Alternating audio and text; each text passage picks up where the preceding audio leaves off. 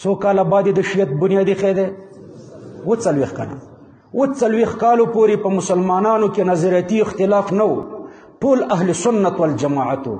خو د حضرت عثمان د خلافت په اخرنیو کلونو کې چې اسلام بالکل سپر پاور طاقت شو، بعضې خلک په اخلاص سره په اسلام کې داخل شو او بعضې خلک د فتنې په نیت په اسلام کې داخل شو.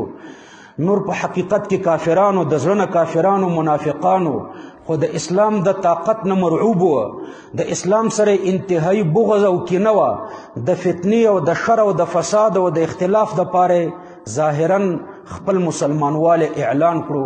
په دغه ظاهري مسلمانانو کې، دغه منافقانو کې د یو یهودي عالمو یمن کې بیا په صنعا کې او نوم یې څه عبدالله ابن سبا ابن السودا باندې مشهور. دغه عبدالله ابن سبا د شیعت بنیاد ایښی دی. عبدالله ابن سبا د حضرت عثمان په زمانه کې خپل مسلمانېدل اعلان کړ. اعلان یې وکړو چې زه مسلمان یم. په بعضې روایاتو کې داسې راځي چې عبدالله ابن سبا مدینې منورې ته راغلو د دې دپاره چې خپل اعتماد جوړ کړي. نو د حضرت عثمان په لاس د اسلام د قبلولو اعلان وکړو. د هر چا په لاس وایي زه نه مسلمانېږم، د حضرت عثمان په لاس د خپل مسلمانۍ اعلان یې وکړو. غالبا دا ګمان به یو چې په دې طریقه د حضرت عثمان نه څه امتیاز ترلاسه کړي، لیکن د حضرت عثمان د طرف نه ورته کوم امتیاز حاصل نه شو. دی په مدینه کې پاتې شو. د مدینې منورې داخلي کمزوریانې، ډېر هوښیار و، د مدینې منورې داخلي کمزوریانې درک کړي او د اسلام په مخالفو تدبیرونو یې دلته پوره سوچ وکړو. حضرت عثمان ته چې د ده غلط کردارونه معلوم شو، ډېر پې پوه نه و خو لږ پې پوه شو. نو چې پوه شو چې د ده مقصد اختلاف جوړول دي، انتشار او فتنې جوړول د ده مقصد دي، نو د طبري د روایت مطابق حضرت عثمان د مدینې منورې نه وشړلو. عبدالله ابن سبا د مدینې منورې نه وشړلو. دې ځای پورې پوه شوئ؟ بل طرف ته حضرت عثمان یو بل کارم کړی. بصره کې یو ډاکمارو، راهزنو، قطع طریقو، دغه نوم حکیم ابن جبله و. بصره کې اوسېدو. یو راهزن او ډاکمارو نوم یې څه؟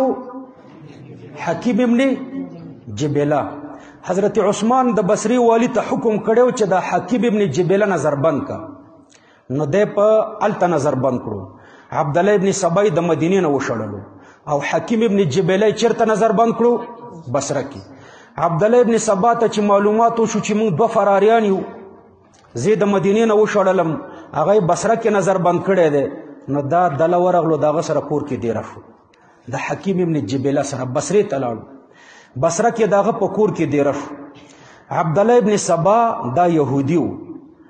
د یو بل یهودي پولس د هغه نه درس زده کړی و. پولس یو یهودي و، عیسویت برباد کړی او دی یهودي اسلام برباد کړو. دا 2 یهودیانو، پولس عیسویت برباد کړو او عبدالله ابن سبا څه برباد کړو؟ اسلام. خو پولس په دې طریقه عیسویت برباد کړو چې د عیسویانو د عیسی علیه السلام سره مینه محبت و.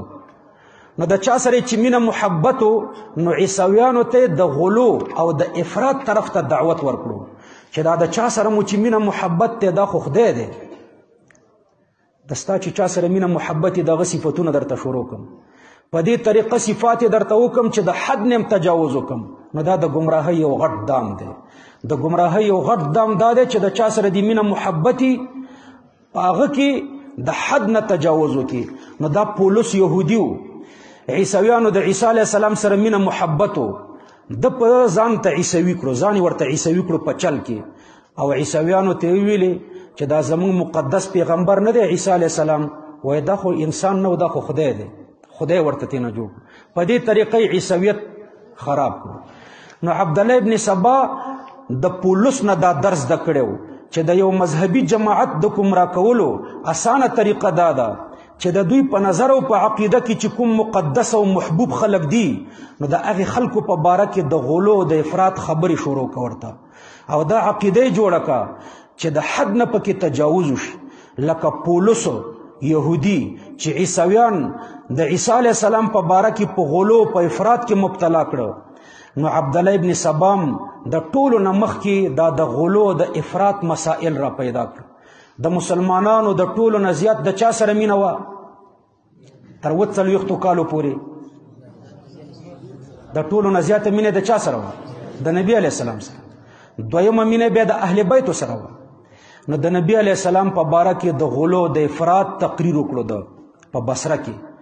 بصره کې د غلو د افراط تقریر داسې وکړو چې ګورئ دا مسلمانانو ته زه حیران یم.